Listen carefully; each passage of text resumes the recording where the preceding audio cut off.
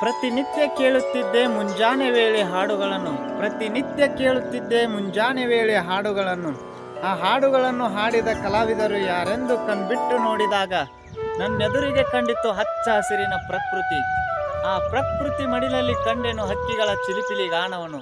ಆ ಪ್ರಕೃತಿ ಮಡಿಲಲ್ಲಿ ಕಂಡೆನು ಹಕ್ಕಿಗಳ ಚಿಲಿಪಿಲಿ ಗಾನವನು. ಕಂಡಾಗ ನನಗೆನಿಸಿತು ನಾನಿದ್ದೇನೆಂದು ಸ್ವರ್ಗದಲ್ಲಿ ಸ್ವರ್ಗದಲ್ಲಿ. ಏನಪ್ಪ ಮುಂಜಾನೆ ಏನು ಹೇಳಾಕತ್ತಾನಂತ ಎಲ್ಲರೂ ಅನ್ಕೋತಿರ್ಬೋದು. ನಮ್ಮ ಮನೆ ಹತ್ರ ತೋರಿಸ್ತೀನಿ ನಿಮ್ಗೆ ಎಷ್ಟೊಂದು ಪಕ್ಷಿಗಳ ವಾಸವಾಗ್ಯಾವ ಮತ್ತು ಮುಂಜಾನೆ ಸಮಯದೊಳಗೆ ಎಷ್ಟು ಚಂದ ಕೂಗ್ತಿರ್ತಾವ ಅಂತಂದ್ರೆ ಅದನ್ನು ಕೇಳೋದು ನಮ್ಮದು ಒಂದು ಅದೃಷ್ಟ ಅಂತ ಹೇಳ್ಬೋದು. ಆ ಸಂತೋಷನ ನಿಮ್ಮ ಜೊತೆ ಹಂಚ್ಕೊಳ್ಳೋ ಸಲುವಾಗಿ ವಿಡಿಯೋ ಮಾಡಾಕತ್ತೀನಿ.